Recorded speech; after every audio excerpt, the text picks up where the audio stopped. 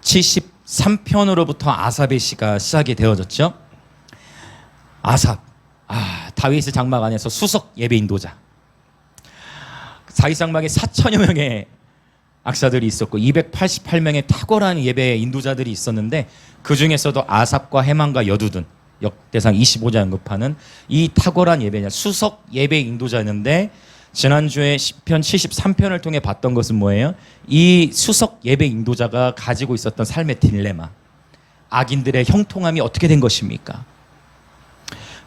오만한 자들을 향해서 질투가 막 일어나게 되고, 아니 저 악인들이 오히려 더 잘 먹고 잘 살고, 아니 어떻게 저 하나님을 섬기지도 않는 자들이 어떻게 그들의 재물이 더 불어나고, 왜 그들은 징벌을 받는 것 같지도 않고 왜 내 삶에만 재난이 있는 것 같고 내 삶에 왜 더 재앙이 있을까? 라는 이 인생의 큰 딜레마. 다윗 장막을 섬겼던 수석 예배 인도자, 수석 예배 인도자가 이 가졌던 인생의 딜레마. 그러나 이 아삽이 어떻게 했죠? 바로 성소에 들어갈 때, 주님의 임재를 대면할 때 거기서 비로소 내가 깨달았다. 바로 종말의 모습이 어떻게 될지를 깨달았다라고 고백하는 거죠. 그래서 이 결국은 우리 인생에서 해결될 수 없는 수많은 갈등과 고민들이 하나님의 임재 가운데에서 해결되어지는, 그렇다고 문제가 해결된 것이 아니라 아삽의 관점이 달라지고, 그렇죠? 아삽의 가치관이 달라진 거예요. 할렐루야. 아삽이 고백하죠. 이제 더 깨달은 거야. 내가 하나님께 가까이 나아가는 것이 행복이구나. 그렇죠? 하나님께 가까이 하면 내게 복이라. 이 복 아쉘, 행복이. 하나님께 가까이 나아가는 것이 곧 행복이구나. 주님만이 나의 피난처시로다. 그러면서 지난주에 이 고백을 했어요. 시편 13편에 26절에 보면 영원한 분기시시다. 하나님이 나의 영원한 분기시시다. 그래서 이것을 우리말로 쉽게 얘기하면 하나님이 나의 재산이시다. 이 원어적 의미. 자, 우리 한번 선포합시다. 하나님이 나의 재산이십니다. 네, 고급스럽게는 하나님이 나의 분기십니다. 하나님이 나의 유산이십니다. 라는 고백이라는 거예요. 할렐루야. 자, 그렇게 고백을 하고 73편은 마무리되어지지만 74편에 와서도 또 여전히 악인들의 어떤 모습들이 나타납니다. 그러나 아삽의 고백이 73편처럼 큰 딜레마에 빠지지는 않는 모습을 우리는 보게 되고, 오늘 시편 75편으로 넘어와서, 자, 알다스엣에 맞춘 노래, 시편 57편을 강해할 때 제가 나누었습니다. 알다스엣에 맞춘 노래라 했을 때 알다스엣이란 어떤 의미가 있었냐면, 여러분 혹시 기억하십니까? 아삽의 시죠. 알다스헷, 알타스헷. 그래서 멸망시키지 마소서. 하나님, 우리를 진노 중에라도 긍휼히 여겨 주십시오. 네, 하나님 멸망시키지 말아 주십시오. 네, 알타스헷이라는 의미예요. 그래서 알다스헷에 맞춘 노래, 어쨌든 하나님의 자비와 긍휼을 구하는 그러한 노래, 그러한 기도라고 볼 수가 있겠습니다. 아삽의 시, 아사프 설명. 아사프는 어떤 뜻이냐면 모으는 자, 연합케 하는 자, 모으는 자라는 의미가 있어요. 자, 75편 1절 같이 읽어보겠습니다. 시작. 하나님이여, 우리가 주께 감사하고 감사함은 주의 이름이 가까움이라. 사람들이 주의 귀한 일들을 전파하나이다. 아멘. 자, 75편은 먼저 1절에서 감사하고 감사하다라는 표현을 썼는데, 여기서 감사라는 단어가 히브리어로는 어떤 단어를 쓰냐면 야다라는 단어를 써요. 야다. 자, 여러분 야다 기억하십니까? 야다가 어떤 의미가 있죠? 손을 들고 찬양하다라는 의미가 있어요. 히브리어로 야다에 해당하는 단어가 7가지, 아니 찬양에 해당하는 단어가 7가지가 있는데, 바로 오늘 이 75편 1절에서는 야다가 쓰였어요. 그래서 손을 들고 찬양하다라는 그런 의미가 있어요. 그래서 75편은 지금 뭘로 시작하는 거예요? 찬양으로 시작해서 이것이 어떻게 이어지냐면 사람들이 주의 귀한 일들을 전파하나이다. 그렇죠? 그래서 예배와 함께, 찬양 예배와 함께 바로 복음 전파, 하나님이 하신 일을 전파하는 것이죠. 그래서 역시 예배와 선교, 연결되어 있음을 1절에서 볼 수가 있어요. 하나님 행하신 일들을 전파하는 것이죠. 우리가 이 찬양할 때 다양한 표현들이 있는데 이 야다에 대해서 특별히 출애굽기 17장을 주목해 볼 필요가 있는 것은 아니 하나님을 그냥 조용히도 찬양할 수 있잖아요. 그런데 굳이 손을 들고 찬양하는 것일까? 우리는 자연스럽게 하나님의 임재하심 속에 자연스럽게 그냥 손이 올라갑니다. 그렇죠? 자연스럽게 손이 올라가고 손을 들고 하나님께 예배해요. 그런데 이것은 정말 실제적으로 손을 들며 찬양하는 것이 저와 여러분의 삶에서 영적 전쟁의 강력한 무기가 된다는 것이에요. 출애굽기 17장에 보면은 아말렉과 이스라엘의 전쟁 이야기 잘 아시죠, 여러분? 네. 아말렉과 이스라엘 백성의 전쟁 가운데에 여호수아는 전쟁터에 나가고 모세와 아론과 훌은 어디로 올라갑니까? 어디로? 산 꼭대기로 올라갑니다. 산으로 올라가요. 산에서 즉 영적인 자리에 서는 거예요. 여호수아는 실제 전쟁터에 서고 모세는 영적인 자리 산으로 올라가서 그곳에서 손을 들고 기도하는데 손을 들고 있으면 신기하죠. 손을 들고 있으면 이스라엘 백성이 이긴단 말이에요. 와 이게다가 손이 내려오면 져요. 이것을 분별한 것 자체도 대단해요. 보니까 분별하고서 안 되겠다. 아론과 훌이 모세 손이 내려오지 않도록 하죠. 아주 예언적인 의미가 있죠. 그래서 손을 들고 경배하다. 손을 들고 찬양하다. 손을 들 때 승리가 옵니다. 할렐루야. 여러분 이 예언적 계시를 가지고 손을 들고 예배하실 때 저와 여러분의 삶에 돌파가 일어나요. 아멘 아멘. 그냥 단순히 분위기가 아니라 내 손을 주께 높이 나는 주님께 손을 들고 예배. 왜? 어떤 의미가 있냐. 출애굽기 17장에서 이 야다를 통해서 손을 들고 기도했을 때 손을 들고 예배했을 때 하나님이 승리를 주셨죠. 그때 출애굽기 17장 본문에서 계시된 여호와의 이름 어떤 이름이죠? 여호와 니시. 여호와 니시입니다. 여호와 니시가 무슨 뜻이냐면 승리로 알고 계셨죠. 사실은 승리가 아니에요. 니시는 무슨 뜻이냐? 깃발이에요. 깃발. 근데 잘 보세요. 깃발이에요. 깃발. 여호와 니시. 깃발에 사실 근데 깃발인데 바로 이거예요. 여호와 니시라는 이름이 이때에 계시된 이유는 바로 우리의 손이 깃발이 되어 올라갈 때 승리가 온다는 거예요. 여러분 이 니시는 깃발이라는 뜻이에요. 그래서 할렐루야. 그러고 보니까 기도하실 때 보면 황 지사님도 손을 많이 활용하시고 그렇죠? 신 지사님 그렇고 손이 우리의 깃발인 것입니다. 할렐루야. 네, 이 출애굽기 17장에 보면 잠깐 한번 찾아볼까요? 자, 출애굽기 17장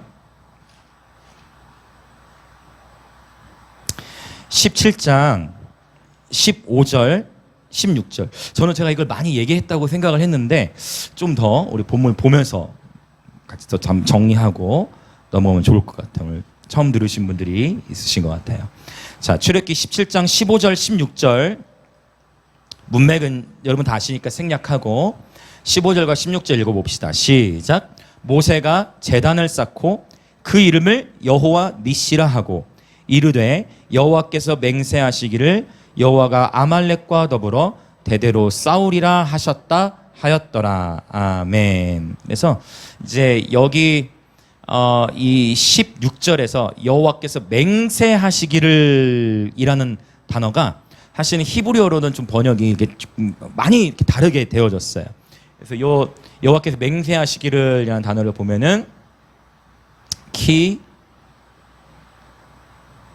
야드 알 캐스라는 단어를 써요.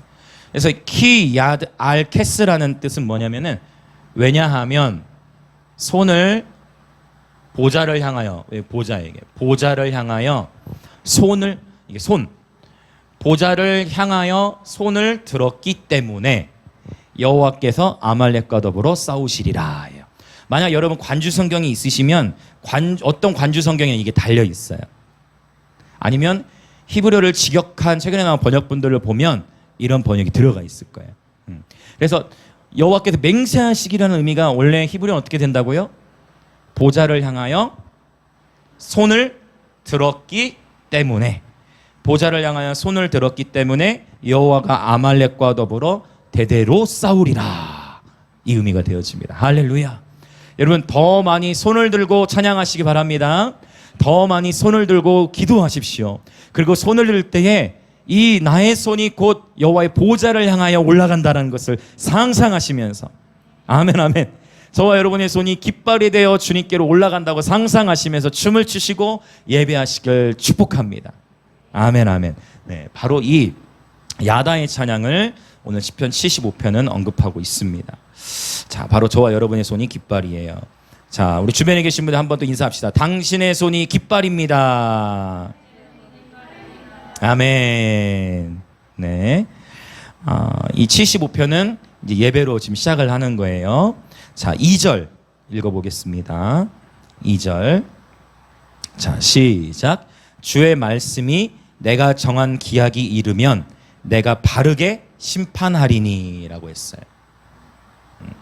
이 2절에서 정한 기한, 정한 기약이죠.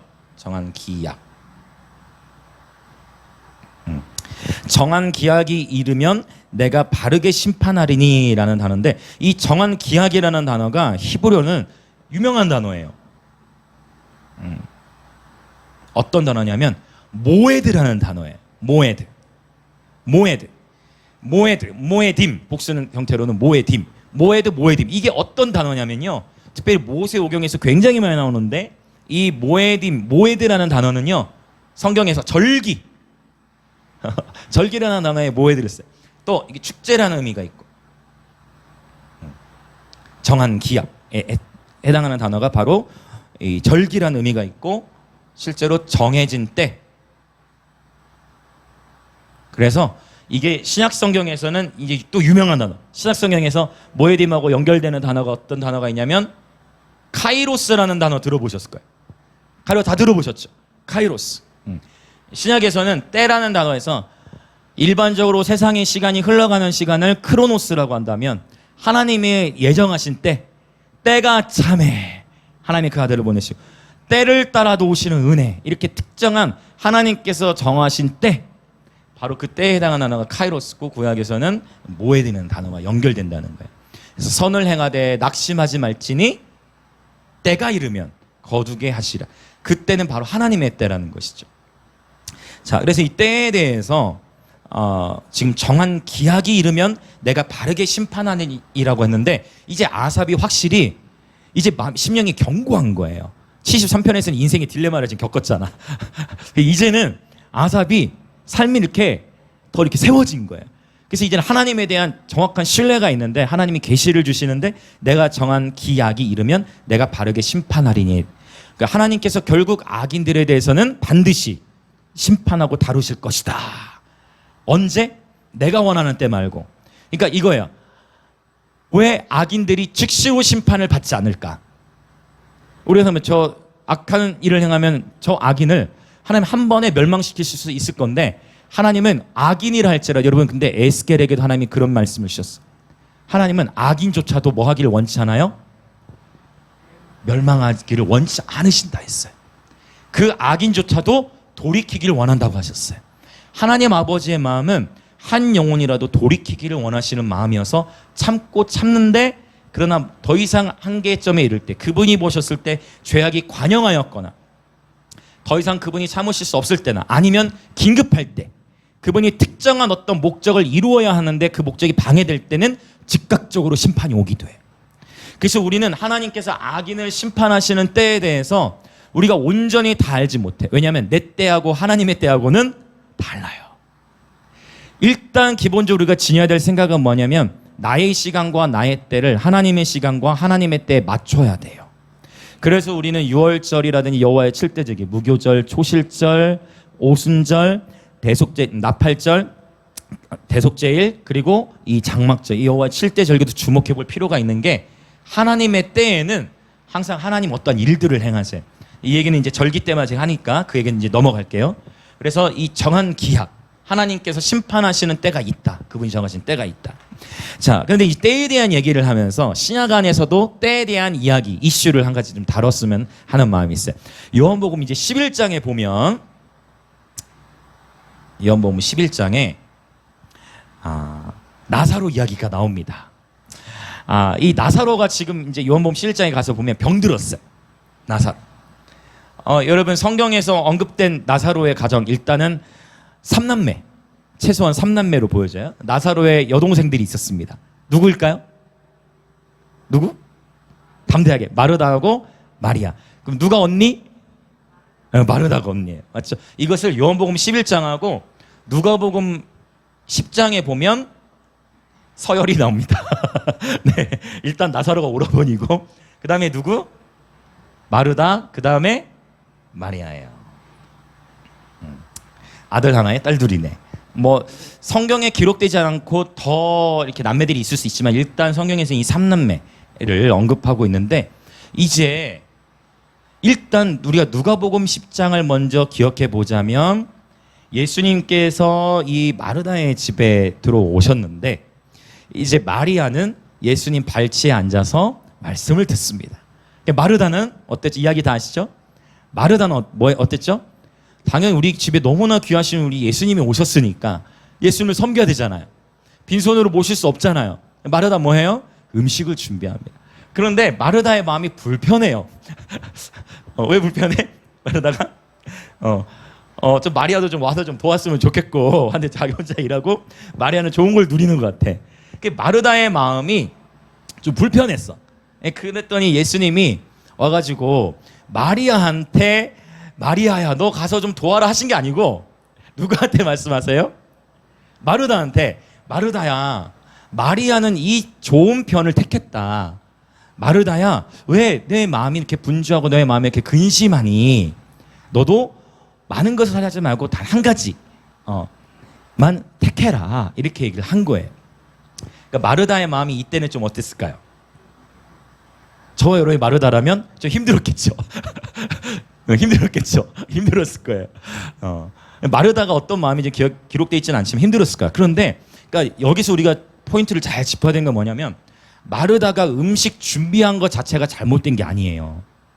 마르다가 예수님 말씀 듣지 않고 음식 준비한 것 자체가 잘못된 게 아니고 마르다의 마음의 동기가 마르다가 예수님을 향해서 사랑의 마음으로 그 요리를 준비했듯이 그냥 그대로 기쁨으로 그 음식을 준비했으면 마르다도 칭찬을 받았을 거예요. 근데 마르다의 마음을 다루신 거예요. 예수님은. 이거 이제 히브리서 강의할 때 나눈 적인데 파이데이야. 예수님께서 교육하시는 거야. 마르다를. 자, 그러면 이 누가복음 10장의 본문에서 보면 마리아가 더 이렇게 존귀 여김을 받고 마르다가 조금 이제 교훈을 받았잖아요. 교육을 받았죠. 근데 이제 이 요한복음 11장에 가서는 마리아와 마르다의 상황이 바뀌어요. 그래서 누가복음 10장과 요한복음 11장의 상황을 이제 우리가 볼 필요가 있는데 때에 대한 얘기를 하려고 하는 거예요. 자, 이제 예수님께서 이것도 한번 찾아볼까요? 요한복음 11장. 자, 요한복음 11장에 보시면 나사로가 병들었어. 이제 나사로가 이제 병이 들었어요. 죽을 병이에요. 근데 이 병이 심각한 병이야. 그래가지고 이제 마리아하고 마르다가 지금 우리 절대적으로 예수님이 필요해.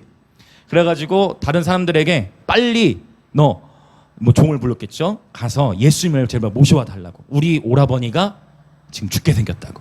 그리고 사람을 보냅니다. 그런데 이제 그 보낸 사람이 예수님께 도착해서 예수님에게 상황을 전했어. 예수 지금 나사로가 죽게 생겼어요. 빨리 지금 와보셔야 될 것 같아요. 그런데 예수님께서 뭐라고 하시냐면 4절 한번 읽어볼까요? 요한복음 11장 4절. 자, 시작. 예수께서 들으시고 이르시되 이 병은 죽을 병이 아니라 하나님의 영광을 위함이요 하나님의 아들이 이로 말미암아 영광을 받게 하려 함이라 하시더라. 이 말씀은 우리가 질병에 대한 관점을 이렇게 열어주는 그런 말씀. 왜냐하면 모든 질병이 다 마귀의 저주가 아니라는 거예요. 어떠한 질병은 하나님께서 하나님의 영광을 드러내기 위하여 나타내시는 어느 정도 갖게 하시는 그런 질병이 있어요. 여러분 세계적인 치유사역자 성경 속에 누가 있습니까? 성경 속에 바울. 예수님 다음으로 사람 중에 바울이 있죠. 근데 여러분 바울도 모든 사람을 다 고쳤을까요? 아니에요. 바울이 못 고친 사람을 어디다 놓았을까요? 성경에 나와요. 밀레도라는 섬에 병들어서 놓은 사람들이 있어요. 무슨 말 이해되세요? 바울의 손수건만 닿아도 병이 낫잖아요. 그럼에도 불구하고 밀레도라는 섬에 병들어서 그냥 놔둔 사람들이 있어. 바울이 기도해도 낫지 않은 사람들이 있다는 성경에 나옵니다. 또 바울 자신도 어땠어요? 바울 자신 육체에 가시가 있어요. 이것을 신학적으로 쭉 연구해 보면 어떤 교회들에서는 할 수만 있으면 뭐를 빼주고 싶다? 눈을 빼서라도 주고 싶다고 했듯이 많은 학자들이 공통적으로 얘기하는 건 바울이 안질이 있었을 것이다. 눈의 질병. 근데 바울이 하나님께 이거 낫기를 몇 번을 구해요? 3번. 아니 바울의 손수건만 닿아도 병이 나는데 맞잖아요. 그런데 안질 증세가 치유되질 않아. 그러면서 하나님 말씀은 자만하지 않게 하기 위하여 라고 표현하는 걸 보게 돼요. 얼마 전에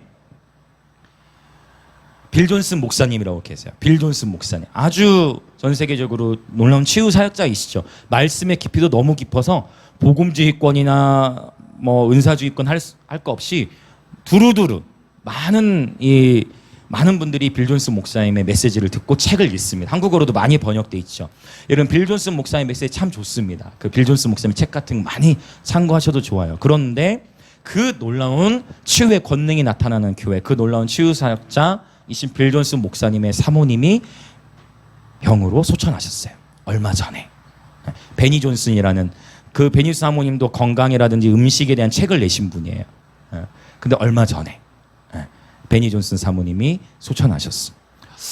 그리고 나서 제가 다른 때는 저도 시간이 없으니까 이제 그런 설교를 잘 못 봐요. 그런데 이제 그 주일, 그러니까 소천하신 이후에 첫 주일 예배 빌 존슨 목사님이 어떻게 설교하시는지 보고 싶더라고.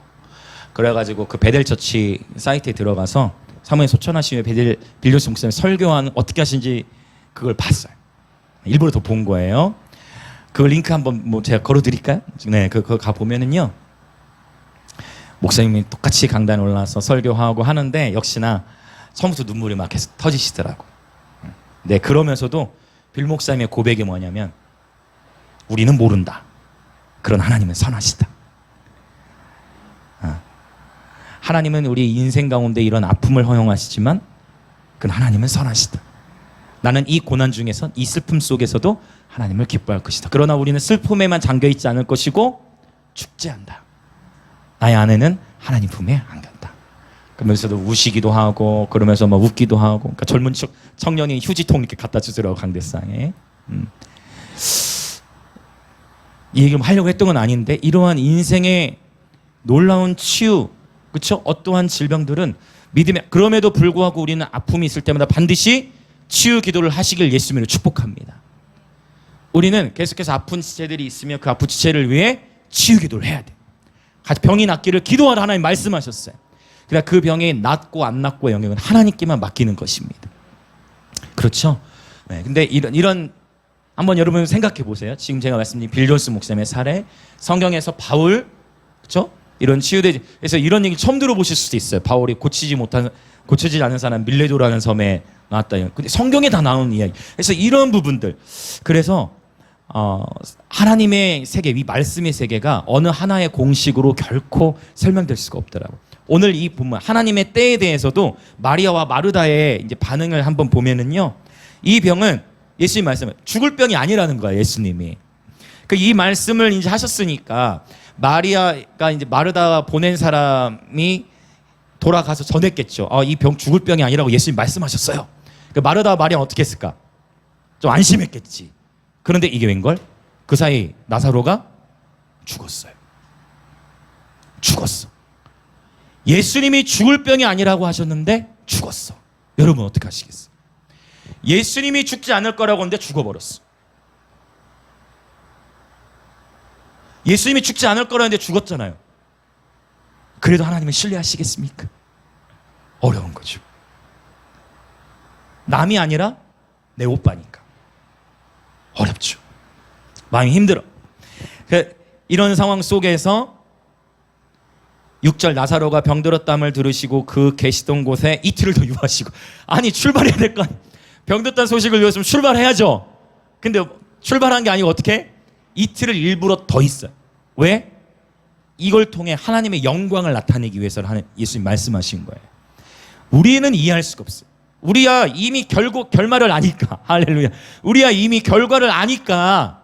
근데 저와 여러분의 인생에 적용해 보세요.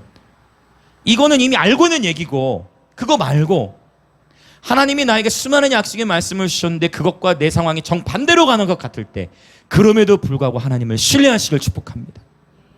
할렐루야. 그분은 언제나 오르세요. 그분은 언제나 오르시고, 그분은 그분의 때에 그분의 일을 완벽하게 행하십니다. 할렐루야. 우리가 이해를 못할 뿐이에요.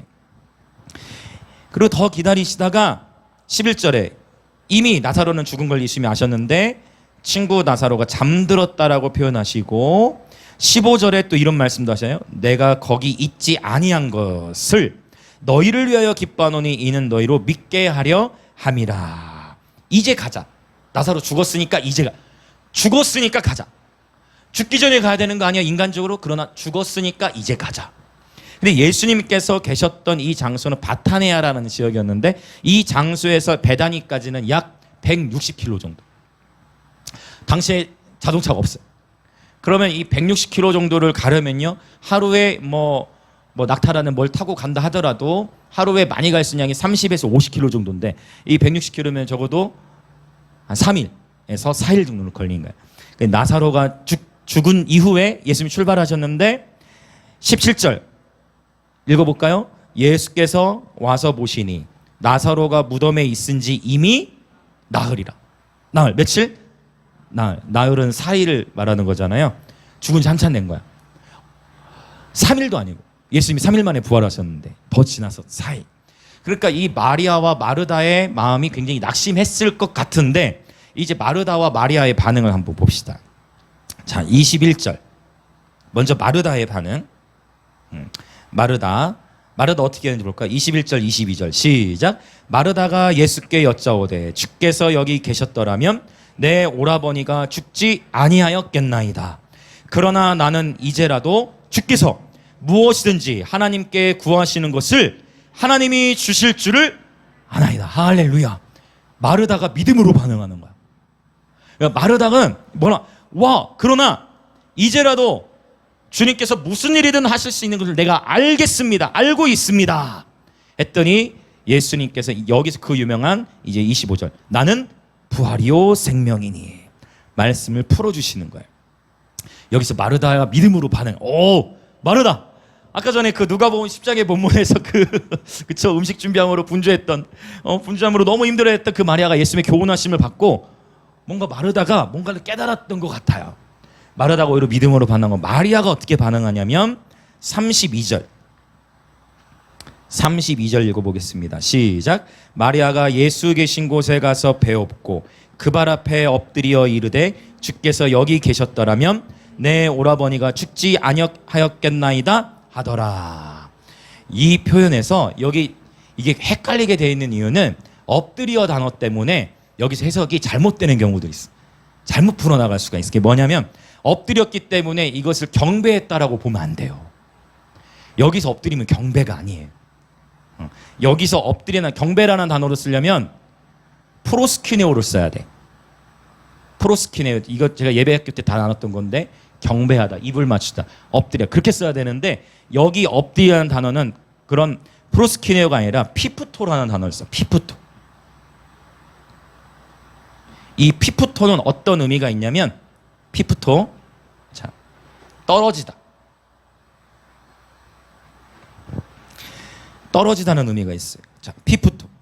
흥미롭죠? 피프토, 떨어지다라는 의미. 이것은 도대체 무엇인가? 무너지다, 떨어지다. 그러니까 문맥적으로 보면은요, 마리아가 어떻게 했어요? 주님 여기 있었으면 내 오빠, 맞죠? 32절 후반부. 주님 여기 있었더라면, 주님 빨리 오셨더라면 내 오빠 죽지 않았을 거 아니에요. 그래서 여기 엎드리다는 건 뭐냐면은 털썩 주저앉아 버린 거야. 털썩 마음이 그럴 때 있죠. 기절 이렇게 완전히 큰 어려움을 겪을 때 사람이 정신을 잃거나 쓰러지거나 털썩 주저앉아, 그런 의미로 쓰인 단어예요.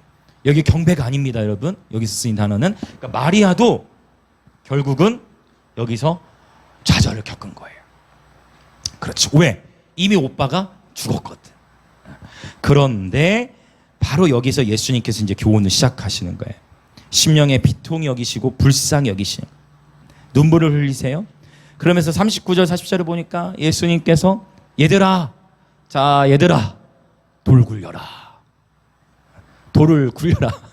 너무 간단해. 돌 굴려라. 돌을 굴려. 아니 이미 죽은 지 4일이나 지났는데 돌 굴려라. 40절 너희는 내 말이 네가 믿으면 하나님의 영광을 보리라 하지 아니하느냐.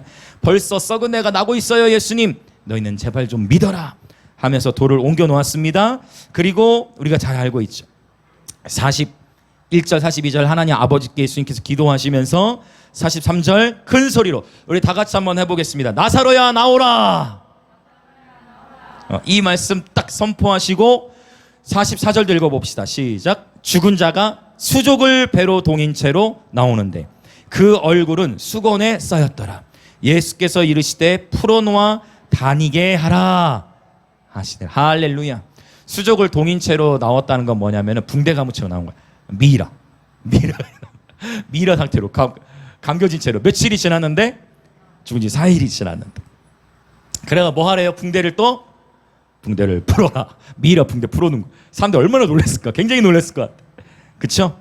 네. 45절 보면 마리아에게 와서 예수께서 하신 일을 본 많은 유대인이 그를 믿었으나, 물론 믿지 않고 또 그럼에도 불구하고 또 다른 이유로 또 어떻게 해서든 그것이 사실이 아니다라고, 또 죽었던 것이 아니다라고 이렇게 얘기하던 바리새인들도 있었지만, 그럼에도 불구하고 이 표적으로 말미암아 하나님께서 영광을 나타내셨다라고 성경은 증거하고 있는 것입니다. 우리가 이 정한 기약, 지금 하나님의 때에 대한 얘기를 신약에서도 하고 있는데, 여러분 인생을 살아가면서 반드시 우리도 이와 같은 때를 경험해요. 하나님의 때는 내 때와 다르다는 것이에요. 우리의 시간을 하나님의 시간에 맞춰야 되고, 우리는 하나님의 때와 시간을 신뢰해야 하는 것입니다. 하나님께서 한번 작정하시면 죽은 자도 살리실 수 있고, 하나님께서 한번 작정하시면 한 나라가 하루아침에 세워지기도 하고 하루아침에 망하기도 한다는 것이에요. 여러분 하나님의 때를 온전히 신뢰하시길 축복합니다. 내가 봤을 때는 급해. 그래서 신앙생활하면서 우리가 놓칠 수 있는 게 뭐냐면, 여러분 분주함, 마르다도 분주함의 교훈을 받았죠. 마리아도 조급함의 교훈을 받은 거예요. 똑같이 타이밍은 다르지만. 그래서 제가 깨달았어요. 하나님께서 각 사람을 이끄시는, 교훈하시는 타이밍이 다 달라요. 때와 계절이, 하나님께서 각 사람을 다루시는 계절이 다 다르더라고. 그래서 우리는 하나님의 때를 온전히 신뢰하고 내 옆에 있는 지체들도 축복하시면서, 할렐루야, 저마다 같은 공간 안에 있어도 저마다 다른 차원의 훈련들을 받고 있을 수 있다라는 것입니다. 아멘, 할렐루야. 아멘, 아멘. 자, 그래서 이 마리아도 훈련을 받아야만 했어요. 그렇죠. 떨어집니다. 자, 다시 이제 오늘 본문 시편 75편, 다시 하나님의 때에 대한 부분, 그번에 정한 기약에 악인들을 하나님께서 심판하신다라는 것. 그래서 악인들이 어떻게 되든지 그것에 관심을 갖지 말고 부지런히 묵묵히 주님께 감사 찬송 드리며 그분이 행하시는 일들을 전파하라. 이것이 내가 할 일이다 라고 하나님 말씀하시는 것입니다. 하나님이 아직 하지 않으신 것처럼 보이는 일들로 인해서 염려하지 말고 그분이 하고 계신 일들을 전파하는 저와 여러분이 되기를 원합니다. 아멘. 3절 같이 읽어보겠습니다. 75편 3절 시작. 땅의 기둥은 내가 세웠거니와 땅과 그 모든 주민이 소멸되리라 하시도다. 셀라. 땅의 기둥을 세웠다. 땅의 기초를 놓았다. 이것은 오직 하나님 외에는 하실 수 있는 사람이 없지요. 확실히 하나님의 주권과 통치를 선포하고 있습니다. 하나님의 주권과 통치. 하나님의 주권과 통치를 선포하고 있습니다. 그 모든 주민이 소멸되리라 라는 단어, 이 소멸되리라는 단어는 묵으라는 단어를 쓰는데, 이 단어는 흔들리다라는 단어예요. 흔들리다라는 단어. 요동하다. 그렇죠. 그러니까 요게 이제 이걸 잘못 생각하면 이제 땅이 이제 없어진다고 볼 수 있는데, 그런 의미보다는 땅이 흔들린다는 거예요. 그러니까 하나님이 한번 임하시면 큰 산과 바다 모든 게 요동한다. 흔들린다. 이런 표현이 히브리서 12장에도 나오죠. 흔들리는 거예요. 자, 4절부터 또 봅시다. 4절과 5절. 4절 5절 있습니다. 시작. 내가 오만한 자들에게 오만하게 행하지 말라 하며 악인들에게 뿔을 들지 말라 하였노니 너희 뿔을 높이 들지 말며 교만한 목으로 말하지 말지어다. 자, 4절 5절 봤더니 오만한 자가 나오고, 그 다음에 뿔에 대한 얘기가 나와요. 뿔을 높이 들지 말라고 하고, 그 다음에 교만한 목이 나왔어요. 뿔이라는 건 여기서 뿔을 높이 들지 말라. 여러분, 짐승들에게 뿔이 있어요. 뿔은 짐승에게 있습니다. 그렇죠? 사람에게 있는 것이 아니라 짐승에게 있어요. 근데 짐승이 뿔을 드는 것은 여기서 어떤 의미냐면은 이제 자기의 힘을 과시하기 위해서. 다른 사자 같은 경우는 으아 해가지고 하죠. 네, 짐승. 뿔이 있는 짐승은 고개를 딱 들면서 뿔의 위용을 나타내는 거예요. 그래서 이것은 뭐냐면 바로 뿔을 높이 들듯이 자기 힘을 과시하지 말라는 거예요. 자기의 어떠함을 과시하지 말라는 것을 가리키는 거예요. 그래서 지금 아삽이 오만한 자들에게 오만하게 행하지 말라고 선언하고 있습니다. 결국 언젠가 그 오만함, 그 자랑, 그 뿔, 그 교만함은 결국 하나님의 심판을 받게 돼 있다라는 것을 아주 단호하게 선포하고 있는 것입니다. 자, 6절과 7절 유명한 말씀이 드디어 나왔어요. 75편 6절과 7절. 자, 시작. 무릇 높이는 일이 동쪽에서나 서쪽에서 말미암지 아니하며 남쪽에서도 말미암지 아니하고 오직 재판장이신 하나님이 이를 낮추시고 저를 높이시느니라. 아멘.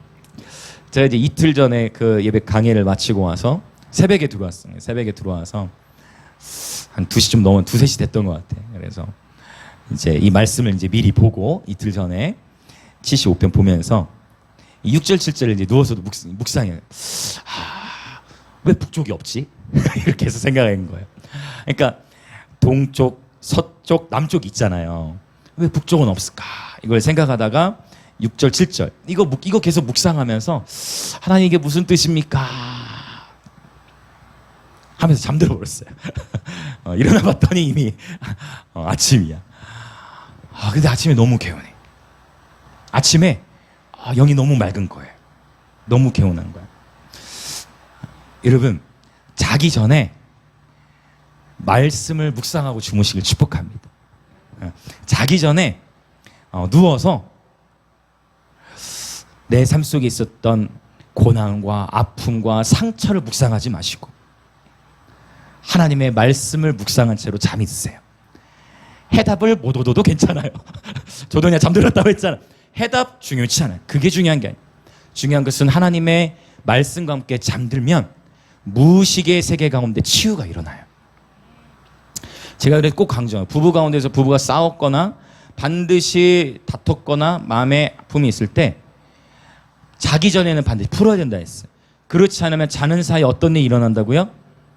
우리 마음에 쓴뿌리가 생겨요. 그 상처와 아픔과 해결되지 않은 마음이 대화를 통해서 풀어지거나 용서하면 풀어질 수 있는 것이 해결되지 않으면 그 자는 사이 무의식 가운데에 쓴뿌리로 자리 잡혀져요. 그래서 반드시 여러분 자기 전에 모든 그날 하루에 쌓여졌던 아픔과 슬픔을 털어버리셔야 돼요. 할렐루야. 이거 너무 중요한 영적 원리입니다. 자기 전에 반드시 그날에 쌓였던 죄와 그날에 쌓였던 아픔과 상처들을 털어버리셔야 돼요. 축복할 것들 축복하고 회개해야 할 것들 회개해야 됩니다. 근데 자기 전에 계속해서 여러분 죄송해요. 우리 다음 주 우리 10대 20대 우리 정말 죄송합니다. 여러분이 끊임없이 핸드폰만 붙들고 몇 시간 붙들다 잠들면 여러분 묶여요. 영이 묶입니다. 반드시 묶여요. 거룩함 가운데 거해야 풀어져요. 거룩함 가운데 기름 부음을 속일 수가 없어. 그래서 하루 일과 중에 다양한 활동을 해더라도 자기 전에는 주님으로 채우고 주무세요. 이것이 인생의 성공의 비결이에요. 그 아무도 알 수 없고 아무도 이해할 수 없는 아무도 볼 수 없고 아무도 알 수 없는 그 하루의 마지막의 시간을 주님과 보내느냐 아니면 내가 주님 외에 다른 곳으로 채우고 어쩌면 미움, 다툼, 시기, 질투 아니면 다른 중독된 것으로 채우느냐가 우리의 인생의 3년, 5년, 10년 뒤의 인생을 결정. 할렐루야. 이 시간 저는 여러분 앞에 거룩한 도전을 던집니다. 주님으로 채우시고 주무시길 축복합니다. 다윗이 이걸 알았어. 그래서 다윗이 뭐라고 얘기해요? 시편 1편부터 주 야로 주의 말씀을 묵상하는 자로다. 이 좋은 팁을 드려요. 시간으로 많이 되지 않더라도 자기 전에 꼭 누구 생각하고 자자? 예수님 생각. 근데 예수님 생각하고 자고 싶어도 힘든 일이 있으면 예수님 생각이 잘 돼 안 돼. 그러니까 회개가 먼저예요. 아멘. 아멘. 회개가 먼저예요. 회개하고 용서하고 축복하고. 누구 용서하실 분 있어요? 여러분 이해가 나오네. 누구 용서하실 분 있는지 모르겠어요. 여러분 용서할 거 용서하시길 축복합니다. 아멘. 왜 나오는지 모르겠죠. 용서할 거 있으면 용서하세요, 여러분. 축복할 거 있으면 축복하십시오. 갈수록 아멘이 더 없어진 것 같아. 여러분 회개할 거 더 회개하십시오. 반드시 자기 전에. 정말 이게 영적 흐름을 좌우해요. 무의식의 세계에 영향을 크게 미쳐요. 할렐루야. 귀 있는 자는 성령이 교회들에 가신 말씀을 들을지어다. 하나님은 다 아십니다. 그래서 이거 묵상했는데 동쪽에서 또 서쪽에서 말미암지 아니하며 남쪽에서도 말미암지 아니하고. 사실 이스라엘 지리적으로 보면 이스라엘에서 남쪽은 어디예요? 네게부 사막이죠. 사막을 가리. 그 동과 서에 대한 얘기는 사실 많이 나와요. 정말 이 동과 서는 닿을 수가 없잖아요. 이 동쪽에서도 말미암지 않고 서쪽에서도 아니고 남쪽에서도 아니다. 그런데 북쪽에 대한 얘기가 없고 7절에 바로 뭐가 나와요? 오직 재판장이신 하나님이 이를 낮추시고 저를 높이시느니라. 북쪽에 대한 자리에 동서남북은 사방 온 천하를 의미하는데 동서남까지 얘기하다가 갑자기 재판장이신 하나님을 얘기해. 아하, 시편에서 48편에 보면 흥미로운 표현이 있어. 시편 48편에 어떤 표현이 있느냐? 큰 왕의 성 곧 북방에 있는 시온산. 큰 왕의 시편 48편 이전에 큰 왕의 성 곧 북방에 있는 시온산. 시온산에 대해서 말씀드렸어요. 시온이라는 것은 하나님이 거하시는 장소를 상징적으로 의미하는 거예요. 오라 우리가 시온으로 돌아가자. 시온은 하나님이 거하시는 장소, 하나님이 임재하시는 장소를 의미해. 그래서 이 시온산은 하나님이 계신 곳인데 북방에 있는 시온산이라고 표현한 것은 동서남북, 북쪽은 위쪽에 있으니까 이것은 바로 이 유대 사상 안에서 아하, 바로 하나님이 거하시는 곳, 하나님은 높이 계신 분, 이러한 의미로 표현이 되어졌어요. 그래서 북쪽이라는 단어를 아예 쓰지 않고 그 자리에 하나님을 넣어서 표현하고 있어요. 그렇게 연결이 되어질 수 있습니다. 그래서 중요한 포인트는 뭐냐면 어떤 한 개인이나 또는 국가를 하나님께서 작정하시면 높이시고 또 하나님께 작정하시면 낮추세요. 이 하나님의 역사를 다루시는 방식이에요. 우크라이나와 러시아의 전쟁이 있는데 굉장히 팽팽한, 아직도 끝나지가 않잖아요. 이 일로 인해서 안 그래도 코로나 때문에 경제가 어려웠는데 더 어려워져 버렸어. 그렇죠. 경제, 정치 영역에 다 타격을 입었단 말이에요. 이러한 상황. 그러나 여러분 우크라이나와 러시아의 전쟁에 이것도 이 전쟁이 누구 손에 달려 있어요? 여러분 모든 전쟁은 하나님께 달려 있습니다. 할렐루야. 모든 전쟁은 하나님께 속해 있는 것입니다. 자, 우리 주변에 계신 분들에게 인사합시다. 당신의 전쟁은 하나님께 속해 있습니다. 아멘. 전쟁이 하나님께 속해 있는 거예요. 개인의 전쟁이든 국가적 차원의 전쟁이든. 그래서 하나님께 붙어있는 민족은 살아나게 되고 하나님으로부터 멀어지는 민족은 그 땅이 점점 피폐해지게 되는 거예요. 그래서 안타깝게도 여러분 북한 땅에도 놀라운 부흥이 1907년에 있었지만 남한보다 더 잘 살았던 거 아시죠? 여러분 북한이 남한보다 훨씬 잘 살았어요. 그럼에도 불구하고 북한 땅이 피폐해지게 된 것은 바로 독재 정권이 들어오고 그리고 우상을 섬기기 시작하고 교회들을 문 닫아 버리기 시작하고 계속해서 그런 우상 숭배가 쌓여지고 세대 가운데 내려오면서 그 땅이 저주를 받게 되어진 거예요. 그런 하나님은 이제 북한의 문을 다시 여실 것입니다. 우리 지난번에 우리 스펙 감독님 통해서 들었지만 북한 이제 통일의 문이 열릴 때가 얼마 남지 않았다 했죠. 많은 통일의 전문가들이 몇 년을 내다본다 했어요? 5년을 내다본다 했잖아요. 그래 다음 대통령 선거도 중요하고 다음 정권이 굉장히 중요하다. 남북한을 다 이해하고 품을 수 있는 리더십이 세워져야 한다. 이것을 가지고 우리 기도해야 된다고 했어요. 여러분 세대 가운데에 다음 세대들이 깨어나기 위해서는 우리 부모 세대가 잃어버린 거룩함, 우리가 바쁘게 살다 보니까 놓쳤던 하나님과의 관계, 이것이 회복돼야 되는 것입니다. 할렐루야. 그렇게 해서 하나님과의 관계가 회복될 때 그 땅이 살아나기 시작해요. 어쩔 수 없어. 여러분, 미국이 어떻게 해서 강하게 됐어요? 물론 지금도 미국도 동성애란 이런 문제로 인해서 하나님이 흔드시는 영역이 있지만, 그러나 미국이 강대해지기까지 바로 그 땅에서 끊임없이 그 땅에 순결한 예배자들이 계속해서 일어났기 때문이에요. 할렐루야, 할렐루야. 그래서 심은 대로 거두는 거예요. 어떤 한 땅에 죄악이 계속 심겨지면, 어떤 한 땅에 죄악과 이 하나님의 마음에 합하지 않은 것들이 계속 심겨지면 그 땅에 그대로 저주를 거두는 거예요. 그러나 어떤 한 땅에 회개가 심겨지고 어떤 한 땅에 예배가 심겨지면 그 땅에 회복되기 시작해. 그래서 주의 이름으로 일컫는 주의 백성이 스스로 악한 길에서 떠나 겸비하고 주의 얼굴을 구할 때 하나님이 그 땅을 고치시는 것입니다. 북한 땅에도 하나님께서 새로운 일들을 이미 일으키고 계신 줄 믿습니다. 아멘, 할렐루야. 남한 땅에도 통일의 세대를 준비하기 위한 새로운 예배자들의 군대가 일어나고 있음을 믿습니다. 그것을 우리는 보고 있는 거예요. 여러분, 심은 대로 거둡니다. 할렐루야. 여러분, 정말 하나님은 심은 대로 거두게 하시는 거예요. 여러분, 그래서 계속해서 여러분 사랑을 심으십시오. 온유함을 심으십시오. 찬양을 심으십시오. 기도를 심으십시오. 말씀을 선포하며 심으십시오. 그러면 여러분 거두게 될 거예요. 사람이 무엇이든지 심는 대로 거두게 되는 거예요. 여러분, 자녀들이 깨어날 때까지, 우리 자녀세가 주님께 드려질 때까지 우리는 계속해서 심어야 돼요. 그동안 내가 상처를 심었고, 그동안 내가 자기 전에 풀지 않고 자고, 무의식의 세계가 내 영에 영향을 끼쳤다면 이제 다시 결단하는 거예요. 찬양을 심으십시오. 기도를 심으십시오. 말씀을 심으십시오. 사랑을 심으십시오. 자비를 심으십시오. 긍휼을 심으십시오. 오래 참음을 심으십시오. 양선을 심으십시오. 심는 대로 거두는 거예요. 계속 심어야 하는 것입니다. 하나님께서 일으키실 것입니다. 할렐루야, 할렐루야. 하나님이 정말 심은 대로 거두게 하시는 거예요. 제가 또 이번 주간에 감사했던 것 중에 하나가 뭐냐면, 제가 창신대에 벌써 예배드리러 간 지 2년 정도 된 것 같아요. 화요일마다. 지금 어떤 대가 없이 가요. 아무 대가 없이 그냥 예배를 심으러 가요. 그냥 예배 심으러 가요. 제가 기도하는 것은 김해 지역에서도 캠퍼스 문이 열리길 원하는 건데, 그냥 예배 심으러 가는 거예요. 어떤 사례 같은 거 없어. 그냥 심으러 가요. 그러면서 계속 그 캠퍼스에서 기도했더니 가만히 생각해 봤더니 제가 심었잖아요. 창신대 계속 심었잖아요. 근데 이번에 앨범 작업할 때 보니까 창신대 졸업생들하고 앨범 작업하고, 창신대 들어간 학생들하고 작업하고, 졸업생도 있고 4학년도 있고, 또 어제 우리 함께 일렉했던 또 형제 19살 형제도 창신대를 생각하고 있다고 하고. 야, 그렇구나. 하나님 심은 대로 거두게 하시는 거예요.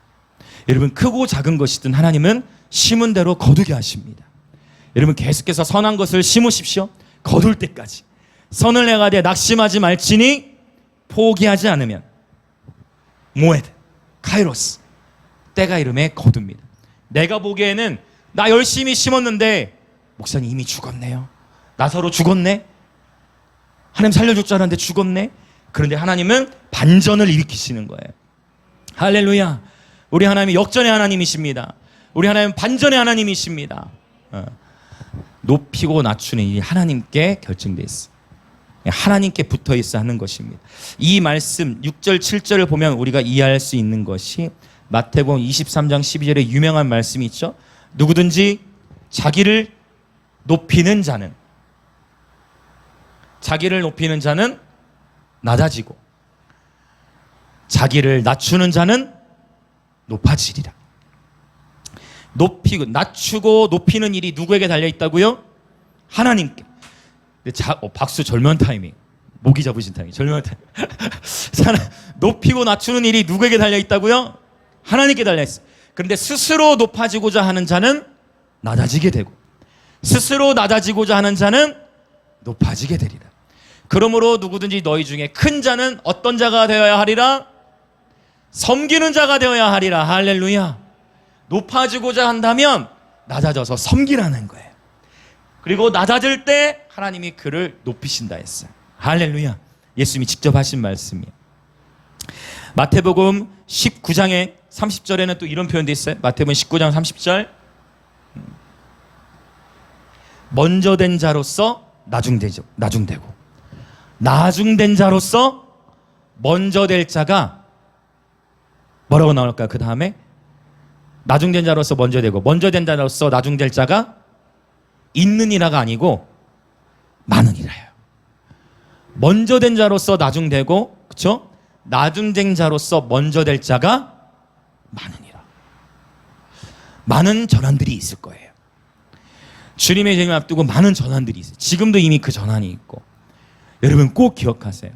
여러분이 혼자 있는 시간에 여러분이 어떻게 그 시간을 지혜롭고 유익하게 활용하느냐, 여기에 달려있어. 아무도 보지 않는 시간 가운데에서 그 시간을 무엇으로 채우느냐, 의무로서가 아니고 율법적으로서가 아니고 어떻게 그 시간들을 채우느냐가 먼저 된 자로서 나중될 수 있고, 나중된 자로서 먼저 될 수 있는 거예요. 저는 정말 진심으로 원합니다. 여러분 모두 다 하나님 앞에서 귀히 쓰임 받으시는 남종 요종 되시기 예수님의 이름으로 축복합니다. 아멘, 아멘, 아멘. 할렐루야. 우리는 오직 그분께 붙어 있어야 되는 것입니다. 자, 8절 읽어봅시다. 8절 시작. 여호와의 손에 잔이 있어 술 거품이 일어나는도다. 속에 섞은 것이 가득한 그 잔을 하나님이 쏟아내시나니 실로 그 찌꺼기까지도 땅의 모든 악인이 기울여 마시리로다. 다시 한번 아삽이 선포하는 것은 뭐냐면 하나님의 심판의 확고함이에요. 하나님은 반드시 악인을 심판하신다. 여호와의 손에 잔이 있다. 이것도 여러분 성경에 이 잔에 대한 이야기 참 많이 나와요. 이사야라든지 이런 부분을 보면 하나님께서 그 손에 있는 진노의 잔을 쏟아부으신다 표현이 선지서들이 많이 나와요. 이거 하나님의 심판이 임박하였음을, 하나님 반드시 심판하실 것을 언급하고 있는 것입니다. 하나님의 심판. 자, 이제 9절이 또 이 포인트예요. 자, 9절과 10절 우리 같이 읽겠습니다. 자, 9절과 10절 시작. 나는 야곱의 하나님을 영원히 선포하며 찬양하며 또 악인들의 뿔을 다 베고 의인의 뿔은 높이 들리로다 라고 했는데, 9절과 10절이 한 사람이 얘기한 게 아니고 10절에서 또라는 단어가 사실은 번역상 좀 아쉬워요. 또라는 단어 때문에 같은 사람이 얘기한 것 같지만 9절과 10절의 내용은 달라요. 10절의 내용을 먼저 보자면 10절에서는 여러분 악인들의 뿔을 다 베고 의인의 뿔은 높이 들리로다. 누가요? 내가? 아니죠. 악인의 뿔을 다 베고 의인의 뿔을 높이시는 분이 누구예요? 하나님이시죠. 맞죠? 그래서 10절에서 이 또라는 단어가 굉장히 번역이 어색해요. 그래서 킹제임스 버전이나 다른 번역에서는 이 단어를 뺐어. 또라는 단어를.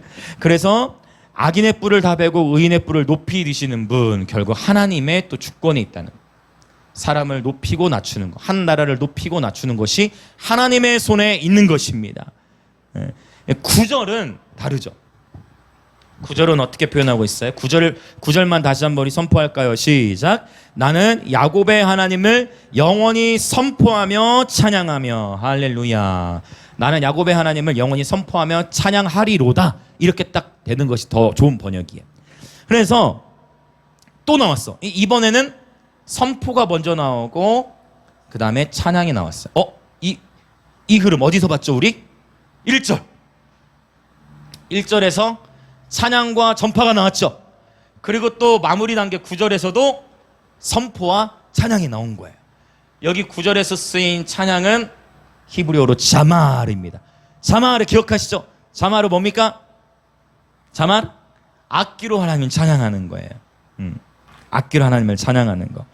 또 역시 하나님을 악기와 함께 예배하고 선포하라는 거예요. 그래서 오늘날 우리가 오늘 또 악기들을 동원해서 함께 하나님 예배하고 선포합니다. 하나님 말씀 순종하는 거예요. 그렇게 할 때 하나님은 하나님의 일들을 진행하신다는 거예요. 이 10절에서 갑자기 의인 얘기가 나와. 악인 얘기하다가 의인 얘기가 나오거든요. 그쵸? 의인 얘기가 나와. 그럼 시편 75편에서 말하는 의인은, 시편 75편에서 말하는 의인은 바로 겸손하고, 그쵸? 복음을 선포하고 하나님을 찬양하는 사람이에요.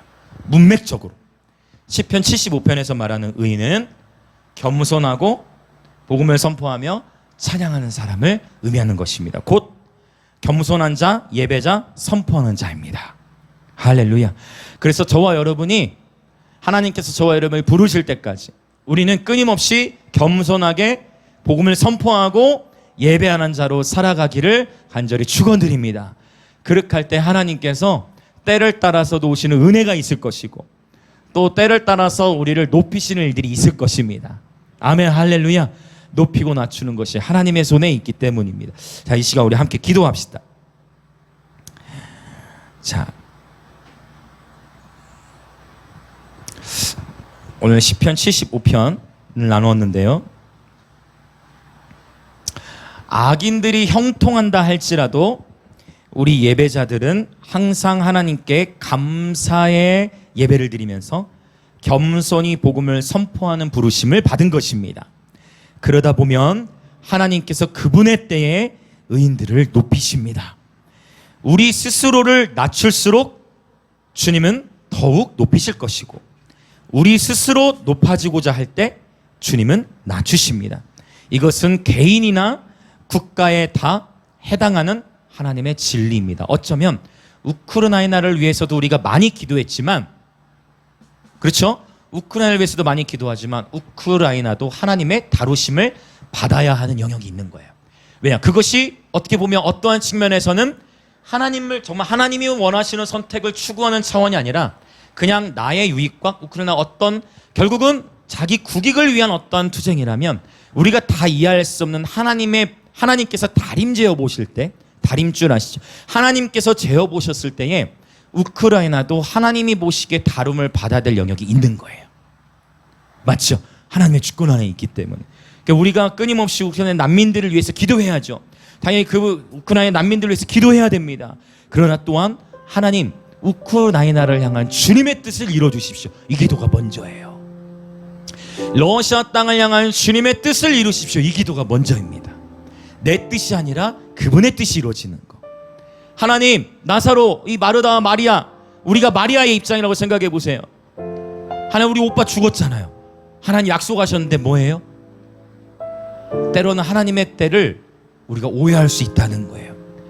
그러나 그분의 때와 우리의 때가 다를 때, 우리가 이해할 수 없을 때, 여러분 하나님의 때를 신뢰하십시오. 하나님의 때를 신뢰하는 저와 여러분 되기를 원합니다. 하나님께서 다림하세요. 오늘 하나님께서는 저와 여러분이 겸손, 예배, 복음 선포에 집중하라고 말씀하십니다. 그럴 때 하나님은 하나님의 때에 하나님의 방법으로 하나님의 일을 우리 가운데 풀어주실 것입니다. 어떠한 상황에서도 흔들리지 마십시오. 악인의 형통함을 부러워하지 마십시오.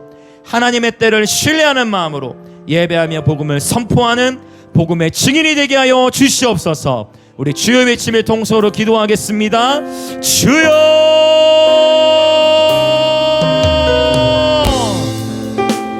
할렐루야, 할렐루야, 할렐루야, 할렐루야.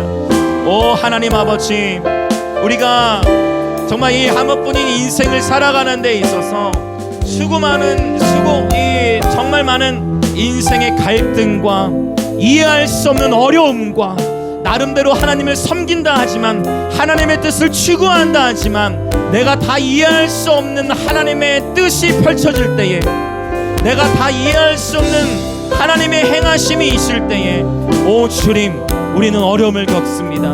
우리는 갈등을 겪습니다. 오 하나님 아버지, 이 시간 나의 뜻과 나의 계획을 내려놓고 겸손히 주님의 뜻을 숨들기 원하나이다. 주님을 신뢰합니다. 주님을 신뢰합니다. 아버지, 높이는 일이나 낮추는 일이 동에서나 서에서 말미암지 않고 남에서도 말미암지 않고 오직 저 북방, 큰 왕의 성 북방에 있는 시온산 그 거룩한 곳에 계신 하나님께로부터만 말미암으니, 하나님께서 재판해 보셨을 때에, 하나님께서 재어 보셨을 때에, 하나님께서 재어 보셨을 때에 높아지려 하는 자들은 낮아지고 낮아지려 하는 자들은 높아지며 먼저 된 자가 나중되고 나중된 자들 가운데 먼저 될 자가 많다고 말씀하시는 하나님, 우리가 겸손히 주와 함께 동행하며 주의 말씀을 선포하며 겸손히 예배하며 주를 기뻐하는 가운데에 하나님께서 행하실 새 일들을 기대합니다. 할렐루야, 할렐루야, 예, 할렐루야, 할렐루야, 할렐루야. 오, 주님만을 신뢰하나이다. 주님만을 의지하나이다. 주님만을 붙드나이다. 주님만을 의지하나이다. 아멘, 아멘, 아멘, 아멘. 할렐루야. 하나님, 내가 주님의 때를 다 이해할 수 없을 때라도 하나님, 오직 하나님만을 신뢰하고 그러한 때일수록 더욱 겸손히 주와 함께 동행하기를 원합니다. 오 주님, 주님의 말씀에 귀를 기울이고 주님의 말씀을 더 수종들기 원합니다. 오 주님, 언제나 매일의 삶에서 하나님의 말씀과 동행하고 아버지, 자기 전에 꼭 하나님의 말씀과 동행하여 하나님의 말씀이 우리의 무의식의 세계를 지배하실 수 있도록 주님과 동행함으로 아버지 잠자리에 들게 하소서. 아버지, 날마다 예기치 못한 때에 그 때를 따라도 오시는 은총을 경험하기를 원하나이다. 주님을 날마다 더 원하나이다. 주님의 생명으로 채워주시옵소서. 할렐루야, 할렐루야, 할렐루야.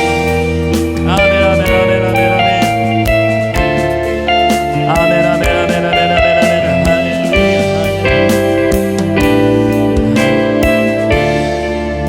우리 한 번 더 동성으로 기도하고 이 자유롭게 기도함을 예배를 마치려 합니다.